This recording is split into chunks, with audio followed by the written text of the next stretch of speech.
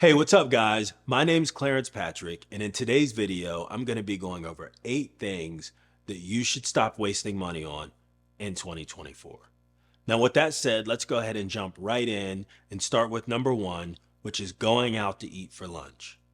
So, back whenever I was going into the office every day, I would often go out to lunch 3 to 4 days a week with my coworkers or myself, just to get out of the office for a little bit and to relax a little bit for that 45 to 60-minute lunch break that I had every day.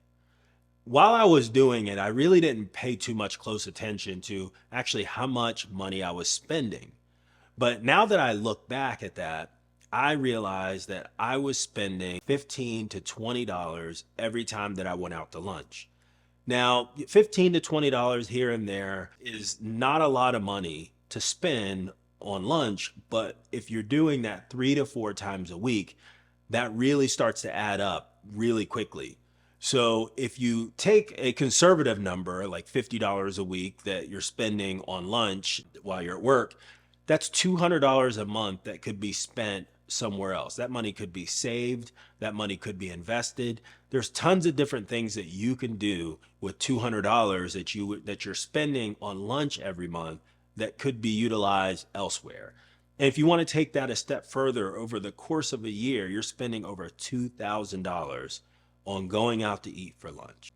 So the next item on the list that you should stop wasting money on in 2024 is expensive car payments. Now, this is something that I posted about on my TikTok channel earlier in the week, and I got a lot of people that were really upset about my stance on wasting money on car payments. So what essentially happened is I posted a TikTok that I said that a lot of people are having issues with being able to invest or save money, and their problem is sitting in their driveway.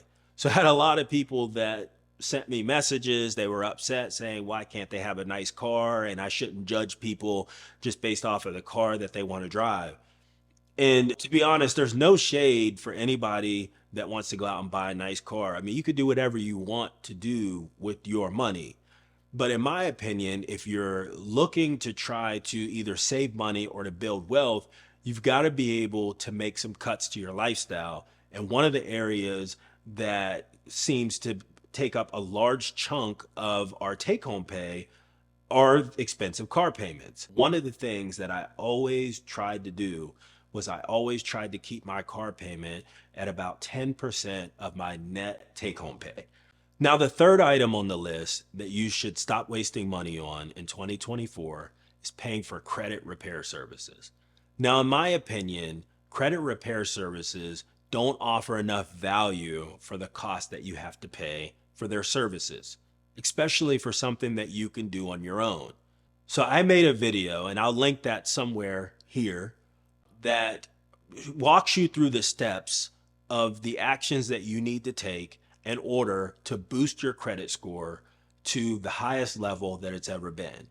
Now, it's going to take some time and it's not going to be easy, but it's absolutely something that you can do on your own and not something that you should be wasting money on in 2024.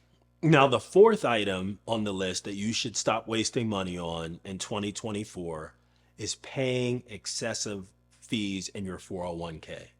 Now, if you're like me, you have a 401k through your company that you invest in on a monthly basis. But one of the things that I've discovered while talking with people about finance in general is that a lot of people don't understand the fees that are associated with their 401k. Your company's 401k plan administrator charges a fee to manage your portfolio. And that fee can be anywhere from 0.03% up to 2%. I've seen the entire range over the course of my career.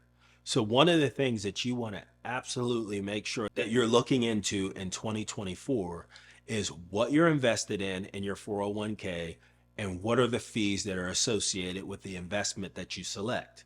And the best way to do this is to call your plan administrator and have them walk you through your investments and have them explain the expense ratio that you're paying for them to manage your portfolio. If you're getting some value from this video, consider subscribing. And while you're at it, hit that like button. I would really appreciate it. So the next item on the list is coming at the perfect time, right? So this is the time of year where companies are completing their employee evaluations and they're considering whether or not that they should hand out raises or bonuses. So if you're fortunate enough to get a raise or a bonus in 2024, you want to make sure that you don't allow lifestyle creep to set in. So when you get your additional raise, if you're fortunate enough to get one, maybe consider increasing your contribution to your 401k. Maybe consider opening up a brokerage account and investing in there as well as your 401k. What you don't want to do is you don't want to go out and purchase a bunch of liabilities that's going to make it feel like you didn't actually even get a raise. So you were living on a certain amount of money and your lifestyle should not change just because you get a raise and you make a little bit more money. Use that money to invest in your future. Now, the sixth item on the list is paying interest on credit cards.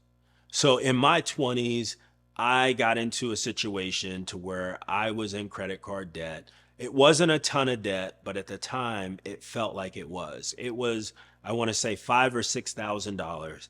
And I wasn't in a position to where I can pay that credit card off. I was in a position to where I could make the monthly minimum payment.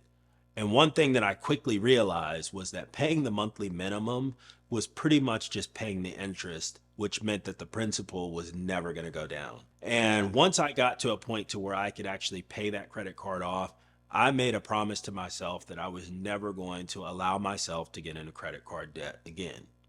And to this day, whenever I use a credit card, I pay that bill off every month.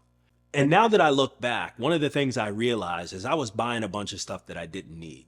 So if you are using credit cards and you're in a little bit of credit card debt, do a little bit of self-evaluation and some self-reflection, and you'll start to realize that you're spending this credit card to buy things, and most likely it's to impress people that you don't even like. So once you get to a point to where you can get out of credit card debt, make a promise to yourself that you're not going to ever go back into credit card debt again. And if you use a credit card, which is fine, make sure that you're putting yourself in a position to where you're able to pay that balance off every single month. And the seventh item on the list is overpaying for car insurance. And when I say overpaying for car insurance, I don't mean just switching to a different company and getting a lower fee. I'm referring to your deductibles that you have on your insurance policy. Now, I'm not going to recommend what deductible that you should get because that's a personal choice based on your financial situation and your risk tolerance. But what I can tell you that if you have a $250 deductible, moving down to a $500 deductible or to a $750 deductible will save you so much money on your monthly car insurance bill.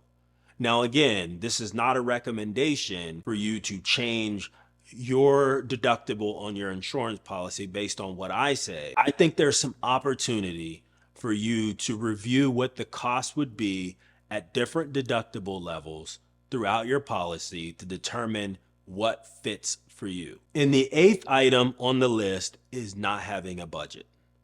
Now, look, guys, I know that putting a budget together and following a budget isn't always the thing that you want to do. But what I can tell you is that once you actually sit down, you put a budget into place, and you actually follow that budget, you will start to realize that you are wasting so much money on things that you did not need. That's really one of the biggest keys to understanding where your money is actually going. One thing that helped me throughout my journey to get to where I'm at today is I started treating my household like a company. And what I mean by that is I had my profit and loss statement, which was my budget that I did every single month to understand what was coming in versus what was going out. And one of the things that you want to make sure is constantly happening month to month is that more is coming in than what's going out. All right, guys, 8 things that you should stop wasting money on in 2024. Comment down below. What are your thoughts on the items that I covered today? Do you agree? Do you disagree? And what are some things that you think that people should stop wasting money on in 2024 in order to help secure their financial future? Thanks for watching, and I'll see you on the next video.